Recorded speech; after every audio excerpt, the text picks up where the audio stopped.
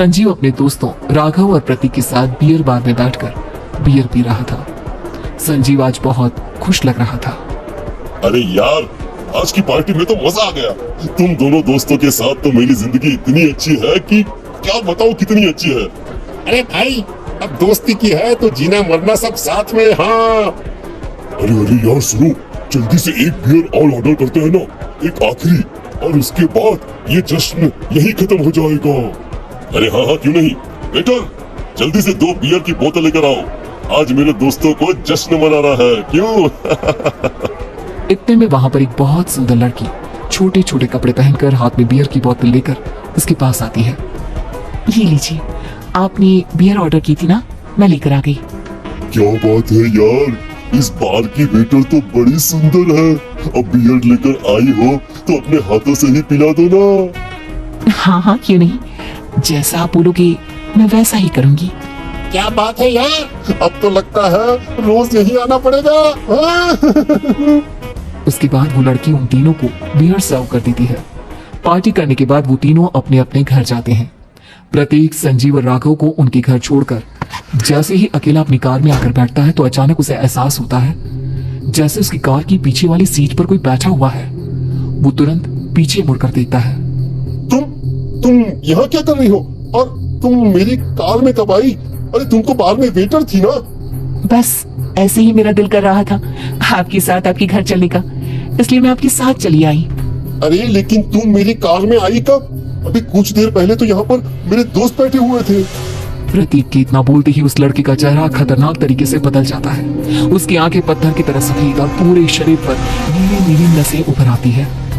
गाड़ी चलाओ, पूरी स्पीड में चलाओ, और अगर तुमने गाड़ी रोकने की कोशिश भी की तो मुझसे बुरा कोई नहीं होगा। डर की वजह से प्रतीक के पसीने छूटने लगते हैं। उसका शरीर पूरी तरह से कांप रहा था। प्रतीक बिना कुछ सोचे समझे कार को फुल स्पीड से चलाना शुरू करता है। चलते चलते वो शहर से दूर एक पहाड़ी पर पहुंच जाता है और सामने अब सिर्फ पहाड़ी का किनारा दिख रहा है, जिसे देख प्रतीक घबराकर अचानक से कार को ब्रेक लगाता है। देखो देखो देखो देखो, मुझे छोड़ दो मुझे। अगर मैंने गाड़ी जरा सी भी आगे बढ़ाई तो हम दोनों नीचे गिरकर मर जाएंगे। ये तो तुम्हें पहले ही सोचना चाहिए था ना। अब कुछ नहीं हो सकता।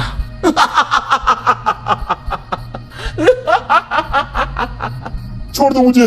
नहीं नहीं, प्लीज मुझे छोड़ दो। प्लीज मुझे जाने दो, छोड़ दो मुझे। गाड़ी आगे बढ़ाओ। और तभी अचानक से बिना प्रतीक के स्टार्ट किए उनकी कार आगे बढ़ती है और गहरी खाई में गिर जाती है। उसके चीखने की आवाज एक चारों तरफ सुनाई देती है।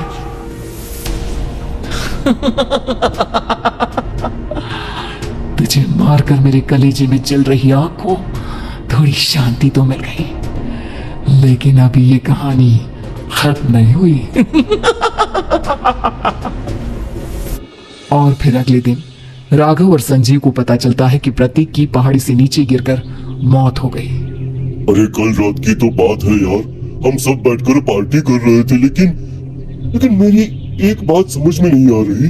राघव शहर से इतना बाहर उस पहाड़ी पर इतनी रात को क्या करने गया था? अरे यार, वही सोचकर तो मैं भी परेशान हूँ। हम दोनों को छोड़ने के बाद तो वो सीधा अपने घर जाने वाला था, और वो आत्महत्या क्यों करेगा भाई? कल रात तक वो कितना खुश था, हमारे साथ सेलिब्रेट कर रहा था। हाँ, लेकिन पुलिस ने तो यही कहा है कि प्रतीक ने अपनी कार को जानबूझकर पहाड़ी से नीचे गिरा दिया और आत्महत्या कर ली।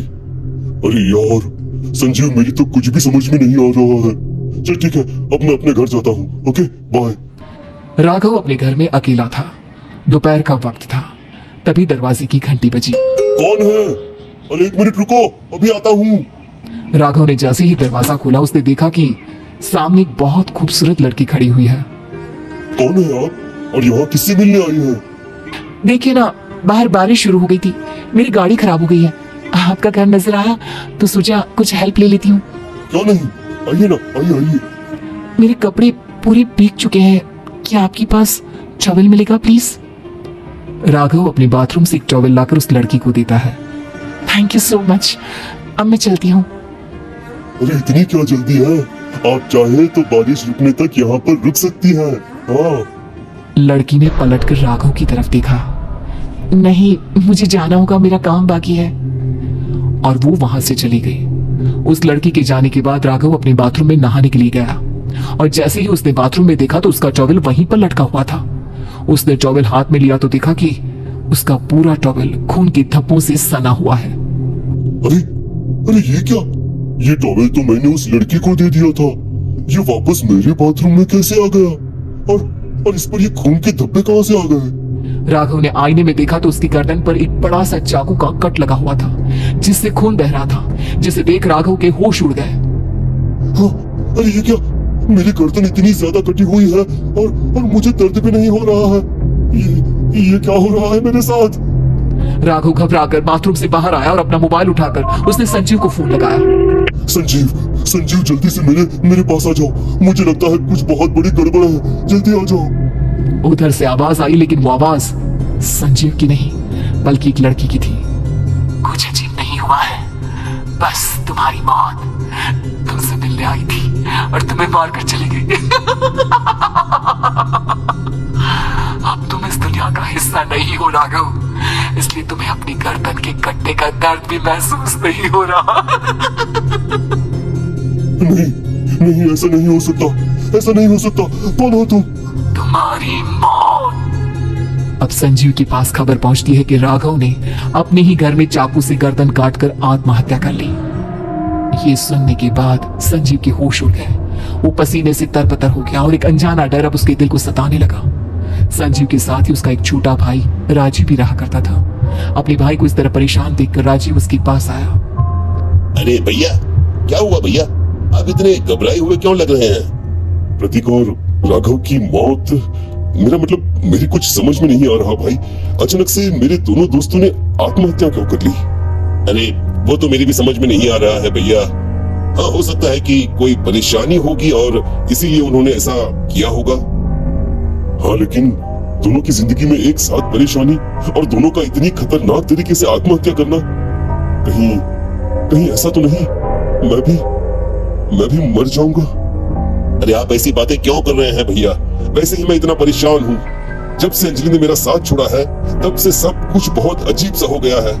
रोज रात को डरावने सपने आते हैं। ऐसा लगता है जैसे अंजलि बार बार मेरे सपनों में आकर मुझे डराने की कोशिश करती है। अंजलि का नाम सुनते ही संजीव की आंखें फट गई और उसके गले में आवाज अटक गई। उसके चेहरे पर घबराहट साफ नजर आ रही थी। कौन थी वो लड़की जिसने प्रतीक और राघव को आत्महत्या की आड़ में मौत की घाट उतार दिया? और कौन थी अंजलि जो बार बार राजीव के सपनों में आकर उसे डरा रही थी? अंजलि का नाम सुनकर संजीव इतना घबरा क्यों गया? इन सवालों की जवाब जानने के लिए देखिए